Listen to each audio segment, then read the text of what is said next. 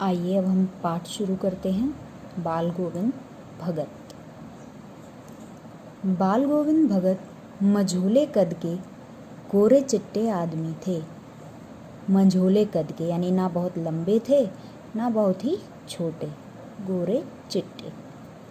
60 से ऊपर के ही होंगे। 60 यानी 60 ईयर्स अबव। बाल पक गए थे। बाल पकना यानी मुहावरा है ये। बाल पकना यानी बाल सफ़ेद होना यानी काफ़ी अनुभव होना। लंबी दाढ़ी या जटाजूट तो नहीं रखते थे, किंतु हमेशा उनका चेहरा सफ़ेद बालों से ही जगमग किए रहता था। साधु सन्यासियों की तरह जटा यानी बहुत बड़े बड़े बालों का जूड़ा बनाकर तो नहीं रहते थे, लेकिन उनके चेहरे पर सफ़ेद बाल जगमगाते थे, मतलब उनकी दाढ़ी सफ़ेद थी। कपड़े बिल्कुल कम पहनते थे, जैसे हमारे गांधी जी। उतने ही वस्त्र जितने हमारे लिए उपयोगी हों। कमर में एक लंगोटी मात्र और सिर में कबीर पंथियों की सी कनफटी टोपी। लंगोटी यानी धोती। गांधी जी जैसी कमर पर धोती बांधते थे और सिर पर कबीरदास जी जैसी एक टोपी लगाते थे, जिससे जो टोपी कान तक लंबी होती थी और कानों को ढके रहती थी। जब जाड़ा आता, जाड़ा यानी सर्दियाँ, तो एक काली कमली ऊपर से ओढ़े रहते। कमली यानी कंबल, ब्लैंकेट। बस धोती और एक कंबल, और इससे उनकी सर्दियाँ कट जाती। मस्तक पर हमेशा चमकता हुआ रामानंदी चंदन, जो नाक के एक छोर से ही औरतों के टीके की तरह शुरू होता। रामानंदी चंदन बच्चों, जो नाक से लेकर और पूरे माथे तक लंबी 2 रेखाएं खींची जाती हैं, उन्हें जोड़कर, और बिल्कुल नाक के ऊपर जहाँ मस्तक का एकदम निचला भाग होता है, इस प्रकार। और यहाँ एक लाल रंग की बिंदी। ये माथे से लेकर यहाँ तक पूरा एक उनका चंदन होता है। ठीक है, इस तरह का चंदन माथे पर लगाए हुए रहते थे, बिल्कुल इस तरह से। यहाँ से उनकी नाक की शुरुआत। अब समझ में आया? ठीक है। तो इस प्रकार के चंदन को क्या कहा है पाठ में? रामानंदी चंदन। गले में तुलसी की जड़ों की एक बेडौल माला बांधे रहते थे और गले में तुलसी के मोतियों की माला पहनते थे। ऊपर की तस्वीर से यह नहीं माना जाए कि बाल गोविंद भगत साधु थे, यानी अभी जो उनका चरित्र का, जो उनके दिखने वाली, जो उनकी भौतिक जो अवस्था है, उनका शरीर कैसा दिखता था, उनकी कदकाठी कैसी थी, ये वर्णन अभी जो लेखक ने किया, तो लेखक खुद ही कह रहे हैं कि आप इस वर्णन पर ध्यान न देना, क्योंकि ये वर्णन तो ऐसा लग रहा है जैसे कोई सन्यासी हो, लेकिन बाल गोविंद भगत को सन्यासी नहीं कहा गया है, या नहीं माना जाए कि वो साधु थे। नहीं, बिल्कुल गृहस्थ। उनकी गृहिणी की तो मुझे याद नहीं, उनके बेटे और पतोहू यानी बेटे की पत्नी को तो मैंने देखा था। थोड़ी खेती बाड़ी भी थी, एक अच्छा साफ सुथरा मकान भी था।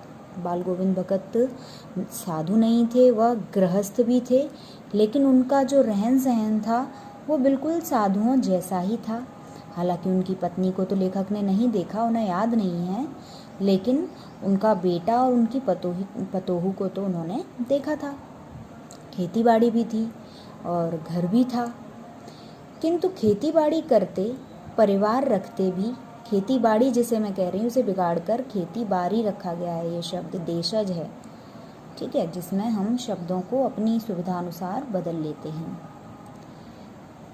किंतु खेती बाड़ी करते, परिवार रखते भी बाल गोविंद भगत साधु थे, साधु की सब परिभाषाओं में खरे उतरने वाले।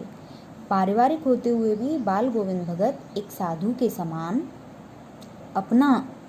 अपनी जो दिनचर्या थी वो रखते थे। कबीर को साहब मानते थे, यानी वो कहीं ना कहीं कबीरपंथी थे, कबीर के अनुयायी थे, या कहें कबीर के द्वारा दिए गए संदेशों को, सिखाई गई बातों को मानते थे। उन्हीं के गीतों को गाते, उन्हीं के आदेशों पर चलते। आदेश यानी कबीरदास जी जो संदेश देते थे उन्हीं संदेशों को मानते हुए ये उसका अनुकरण करते। कभी झूठ नहीं बोलते, खरा व्यवहार रखते, किसी से भी दो टूक बात करने में संकोच नहीं करते, न किसी से खामखा झगड़ा मोल लेते। खामखा यानी बेवजह, किसी से झगड़ा नहीं करते थे। किसी की चीज़ नहीं छूते, ना बिना पूछे व्यवहार में लाते। भले ही किसी की कितनी भी अच्छी चीज़ हो, भले ही उसकी इन्हें कितनी भी ज़रूरत हो, लेकिन यह कभी भी किसी से बिना पूछे उसकी वस्तुओं को हाथ तक न लगाते थे। ये बहुत अच्छी विशेषता है। इस नियम को कभी कभी इतनी बारीकी तक ले जाते कि लोगों को कौतूहल होता, यानी जानने की उत्सुकता होती। कभी वह दूसरे के खेत में शौच के लिए भी नहीं बैठते। होता है ना बच्चों, जैसे अब तो मोदी जी ने घर घर शौचालय बनवा दिए हैं, तो ये प्रथा कम हो गई है। नहीं तो ग्रामीण जीवन में आप कभी किसी गांव में जाएं तो अभी भी कुछ एक मिल जाएंगे। तो पहले भी क्या होता था, लोग खेतों में ही शौच के लिए जाते थे, तो लोग अपने खेतों की बजाय दूसरों के खेतों में बैठते थे। लेकिन बाल गोविंद भगत ने ऐसा कभी नहीं किया। वह गृहस्थ थे यानी उनका परिवार था, घर गृहस्थी थी, लेकिन उनकी सब चीज़ साहब की थी। वो ये मानते थे कि ये सब कुछ मेरा नहीं है, ये तो सब ईश्वर की देन है। जो कुछ खेत में पैदा होता है, सिर पर लाद कर पहले उसे साहब के दरबार में ले जाते, जो उनके घर से 4 कोस दूर पर था।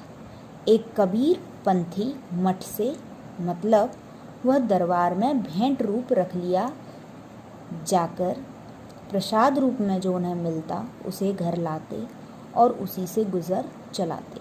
जैसे ही उनकी फसल पककर तैयार हो जाती वो उसे लाते, और उनके घर से जो 4 कोस दूर एक मठ था, मठ यानी एक मंदिर नुमा एक संस्था जिसको कहते हैं, वहाँ ये सबसे पहले अपना अनाज ले जाकर रख देते थे भेंट स्वरूप, और जब उसमें से जो कुछ भी बचता उसे ये प्रसाद मानकर वापस ले आते और उसी से अपनी घर गृहस्थी का गुजारा चलाते या गुजर बसर करते। इन सब के ऊपर मैं तो मुग्ध था। कौन? लेखक मुग्ध था, यानी बड़ा ही खुश था, बड़ा ही मोहित था उनके मधुर गान पर, जो सदा सर्वदा ही सुनने को मिलते थे।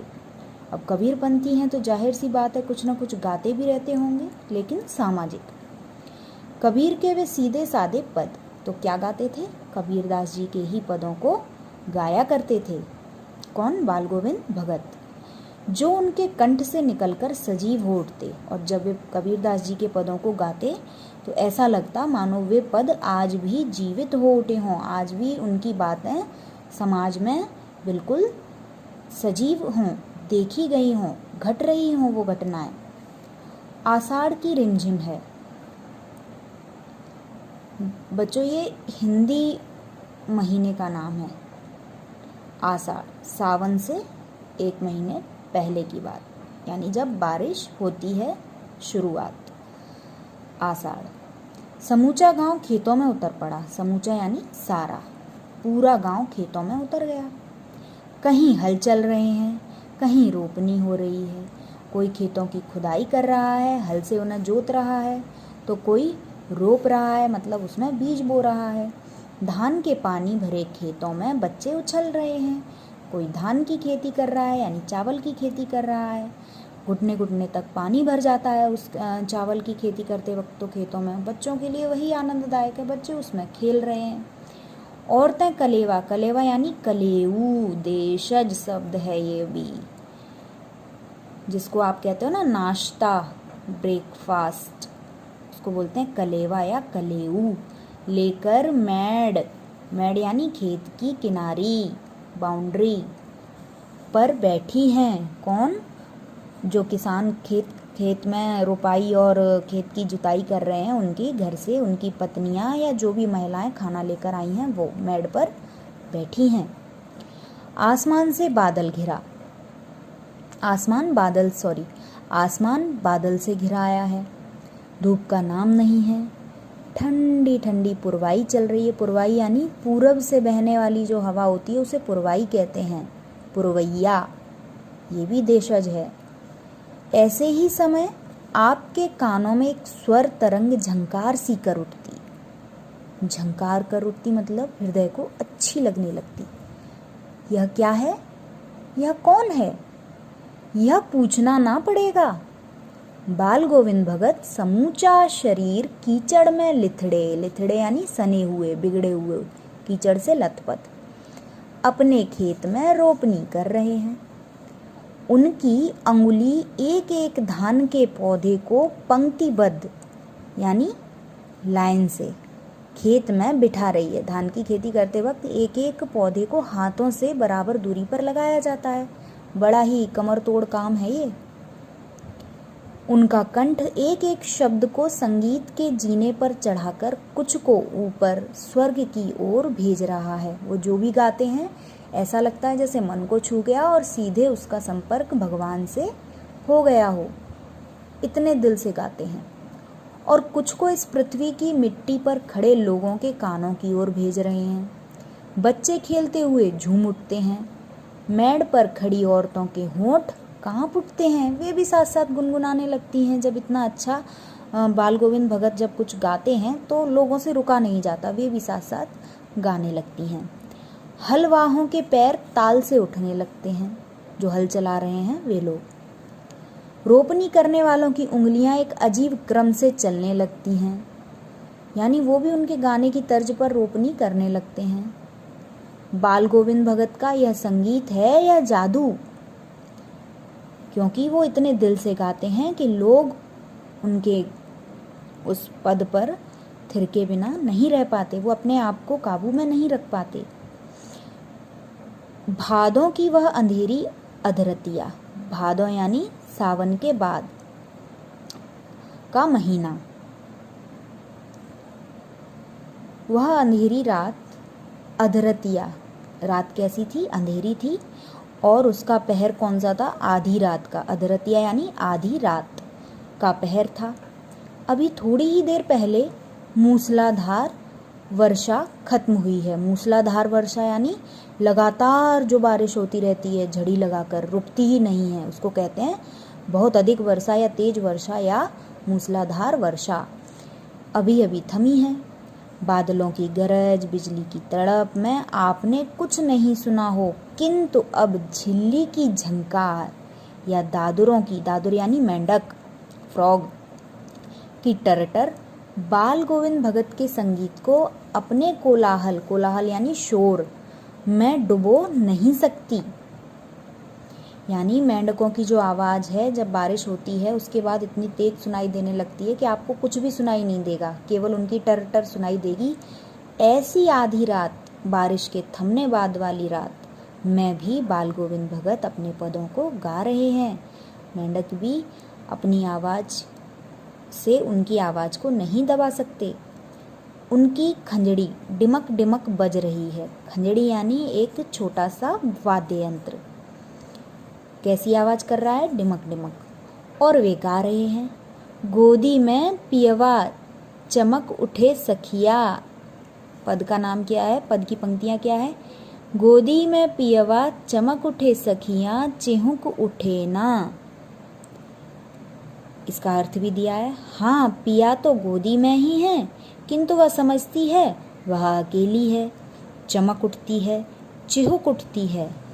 ये हो गया इस पंक्ति का अर्थ। उसी भरे बादलों वाले भादों की आधी रात में उनका यह गाना अंधेरे में अकस्मात कौंध उठने वाली बिजली की तरह किसे न चौंका देता। अरे, अब सारा संसार निस्तब्धता में सोया है। निस्तब्ध यानी जिसमें कोई हलचल ना हो। बाल गोविंद भगत का संगीत जाग रहा है। सब सो गए हैं, रात भी आधी से ज़्यादा हो गई है, लेकिन बाल गोविंद भगत अभी भी अपने संगीत में जाग रहे हैं, जगा रहे हैं। तेरी गठरी में लागा चोर मुसाफिर जाग जरा, ये उनका अगला पद है जिसे वो गा रहे हैं। कार्तिक आया नहीं, सावन, भादों, क्वार और फिर आता है कार्तिक, ये भी हिंदी का महीने का नाम है। कार्तिक आया नहीं कि बाल गोविंद भगत की प्रभातियाँ शुरू हुई। प्रभातियाँ यानी प्रभात फेरी, यानी सुबह 4 बजे के पहर उठना और भगवान का नाम लेते हुए लोगों का पूरे गांव या शहर का चक्कर लगाना, उसको कहते हैं प्रभात फेरी। तो ये भी अपने पदों को गाते हुए निकलते थे सुबह जल्दी, जो फागुन तक चला करती। तो ये प्रभात फेरी कब से? कार्तिक माह से और फागुन यानी फरवरी माह तक लगातार चलती थी। इन दिनों वह सवेरे ही सुबह सुबह क्या करते? उठते। न जाने किस वक्त जगकर वह नदी स्नान को जाते, गांव से 2 मील दूर। प्रभात फेरी के लिए वो भादों के महीने तक लगातार सुबह जल्दी उठते। न जाने किस वक्त जागकर वह नदी स्नान को जाते, गांव से 2 मील दूर। देखिए बच्चों, स्नान करने के लिए भी वो 2 मील तक पैदल चलकर जाते।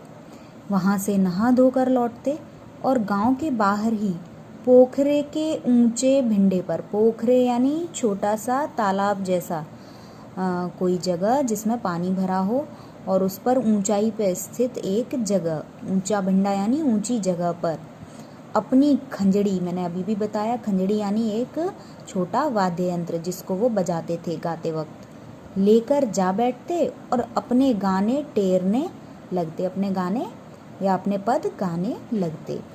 मैं शुरू से ही देर तक सोने वाला हूँ, किंतु एक दिन माघ की उस दांत किटकिटाने वाली भोर में, माघ भी क्या है?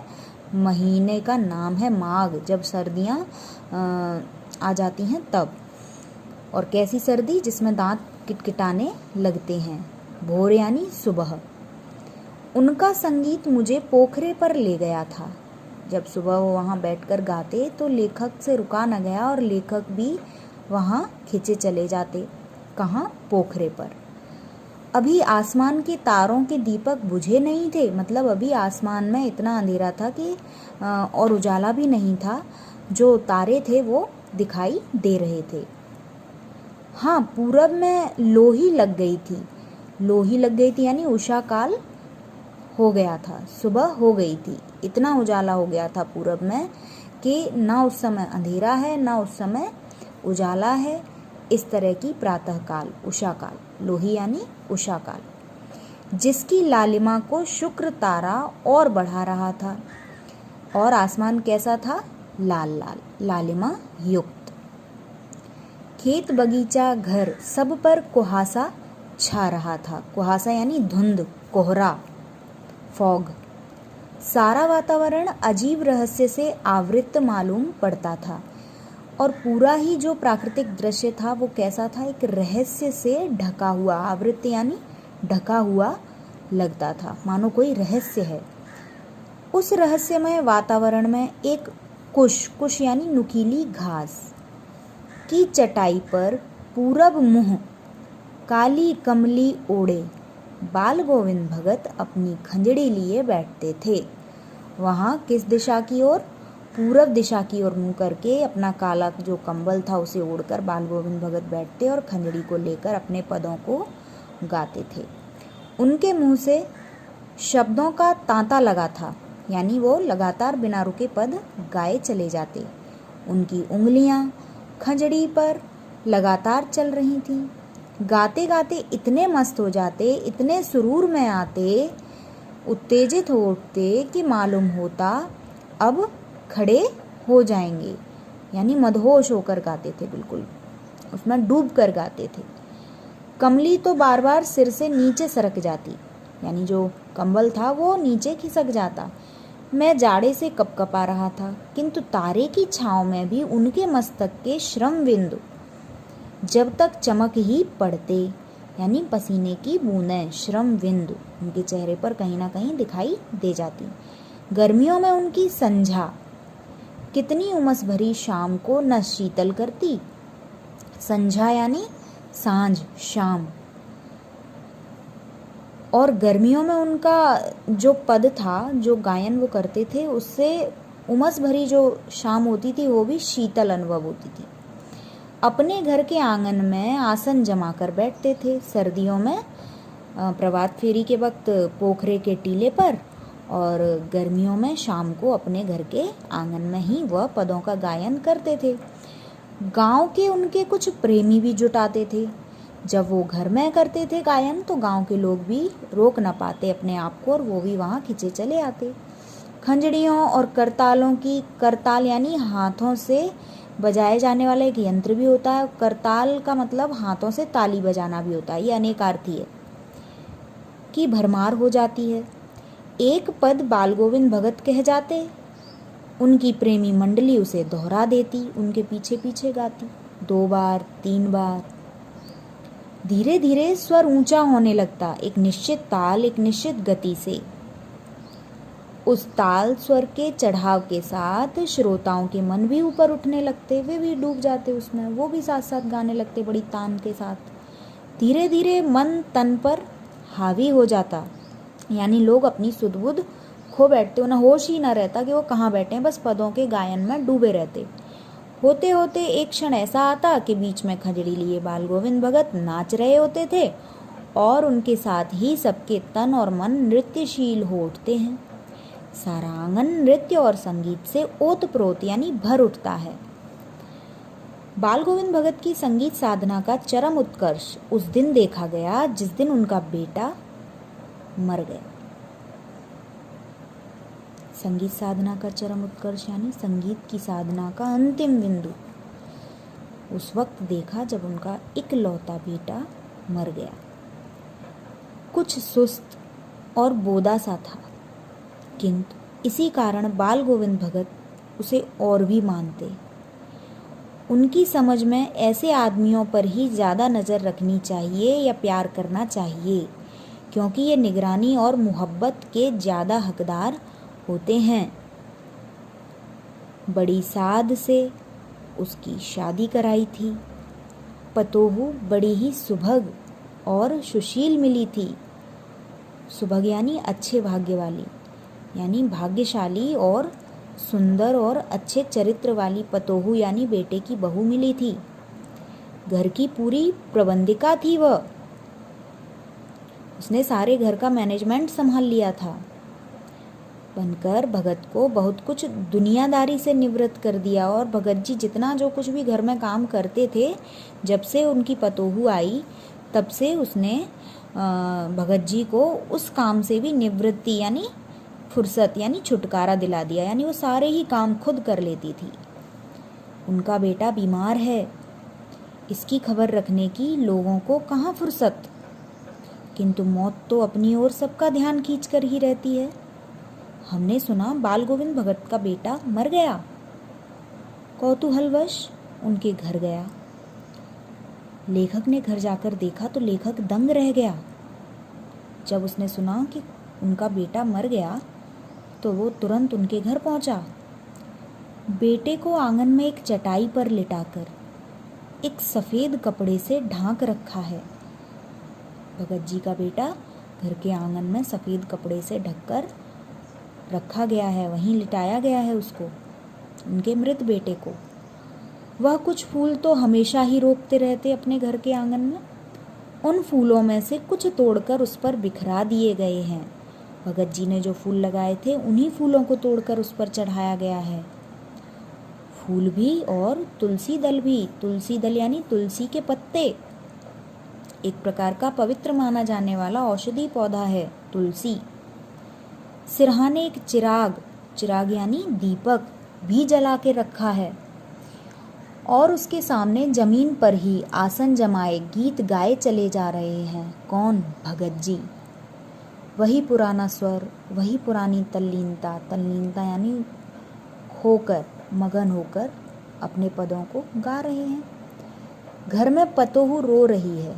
जिसे गांव की स्त्रियां चुप कराने की कोशिश कर रही हैं, किंतु बाल गोविंद भगत गाए ही जा रहे हैं, गाए ही जा रहे हैं। हाँ, गाते गाते कभी कभी पतोहू के नज़दीक भी जाते और उसे रोने के बदले उत्सव मनाने को कहते। क्यों कहते? वो बड़े ही ज्ञानी भी थे, मन के साफ थे और संत प्रवृत्ति के तो थे ही। वो अपनी पतोहू को समझाने के लिए ऐसा कहते।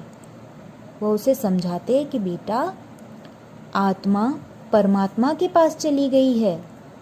विरहिणी अपने प्रेमी से जा मिली। विरहिणी यानी वह नायिका जो अपने नायक से बिछड़ गई है। ऐसी प्रेमिका अब अपने प्रेमी से जाकर मिल गई है। कौन? आत्मा। भला इससे बढ़कर आनंद की कौन बात? यानी इससे बड़ी उत्सव मनाने वाली बात और क्या हो सकती है कि एक आत्मा को मुक्ति मिल गई और वो अपने परमात्मा में जाकर मिल गई। मैं कभी कभी सोचता, यह पागल तो नहीं हो गए? लेखक को ऐसा लगता उनकी विचित्र बातें सुनकर कि कहीं भगत जी पागल तो नहीं हैं। किंतु नहीं, वह जो कुछ कह रहे थे उसमें उनका विश्वास था। वह चरम विश्वास जो हमेशा ही मृत्यु पर विजयी होता आया है। बेटे के क्रियाकर्म में तूल नहीं किया। क्रियाकर्म यानी अंतिम संस्कार में उन्होंने कोई कोताही नहीं बरती। पतोहू से ही आग दिलाई उसकी, मतलब नियमों को नहीं तोड़ा।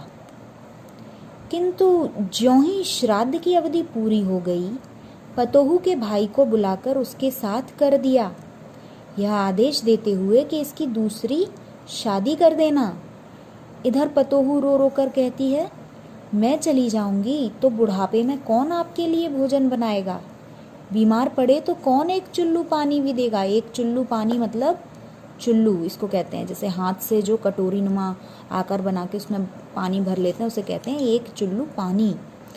तो जो पतोहू है वो भी जाने से इनकार कर रही है। वो भी कह रही है कि यदि मैं चली गई तो फिर आपका ध्यान कौन रखेगा? आपका तो बुढ़ापा है। मैं पैर पड़ती हूँ, मुझे अपने चरणों से अलग न कीजिए। लेकिन भगत का निर्णय अटल था, टाला नहीं जा सकता था। तू जा, नहीं तो मैं ही इस घर को छोड़कर चल दूंगा। यह थी उनकी आखिरी दलील, यानी उन्होंने आखिरी धमकी दे दी अपनी पतोहू को कि या तो तू चली जा, नहीं तो मैं घर छोड़कर चला जाऊंगा। बेचारी क्या करती? इस दलील के आगे उसकी कुछ न चली। बाल गोविंद भगत की मौत उन्हीं के अनुरूप हुई, जैसे वे चाहते थे वैसे ही। वह हर वर्ष गंगा स्नान करने जाते। स्नान पर उतनी आस्था नहीं रखते जितना सत समागम और लोक दर्शन पर। सत समागम या संत समागम यानी संतों की संगत और संसार का भ्रमण, दर्शन, प्रकृति का आनंद। पैदल ही जाते थे। करीब 3 कोस पर थी गंगा। 3 कोस पैदल चलकर जाते थे। साधु को संबल लेने का क्या हक? और गृहस्थ किसी से भिक्षा क्यों मांगे? दोनों ही प्रवृत्तियां थी उनमें। तो साधु को ऐशो आराम सुख सुविधा नहीं चाहिए और गृहस्थ को किसी से भिक्षा भी नहीं चाहिए, कुछ मांगता भी नहीं है, भीख नहीं मांगेगा। अतः घर से खाकर चलते तो फिर घर पर ही लौट कर खाते। रास्ते भर खंजड़ी बजाते, गाते, जहाँ प्यास लगती पानी पी लेते। 4-5 दिन आने जाने में लगते। किंतु इस लंबे उपवास में भी वही मस्ती। अब बुढ़ापा आ गया था, किंतु टेक वही जवानी वाली, यानी वही फुर्ती। इस बार लौटे तो तबीयत कुछ सुस्त थी, लेकिन जब वो आज लौटे हैं तो कैसे हैं? थोड़े सुस्त हैं। सुस्त हैं यानी आलस है उनके अंदर। खाने पीने के बाद भी तबीयत नहीं सुधरी, थोड़ा बुखार आने लगा। किंतु नेम व्रत यानी नियम और व्रत तो छोड़ने वाले नहीं थे। वही दोनों जून गीत, स्नानाध्यान, खेतीबाड़ी देखना दिन दिन छीजने लगे, घटने लगे। लोगों ने नहाने धोने से मना किया, आराम करने को कहा, किंतु हंसकर टाल देते रहे। उस दिन भी संध्या में गीत गाए, किंतु मालूम होता है जैसे तागा टूट गया हो, संबंध टूट गया हो, माला का एक एक दाना बिखर गया हो। धागे के टूटने के बाद भोर में लोगों ने गीत नहीं सुना। आज सुबह ऐसी सुबह थी कि जब भगत जी का स्वर नहीं सुनाई दिया लोगों को। उन्होंने सोचा क्यों ना घर जाकर देखें, और जब घर जाकर देखा तो बाल गोविंद भगत नहीं रहे, सिर्फ उनका पंजर पड़ा हुआ था, मृत शरीर पड़ा हुआ था। और इस तरह से आपका ये पाठ यहाँ समाप्त होता है। धन्यवाद।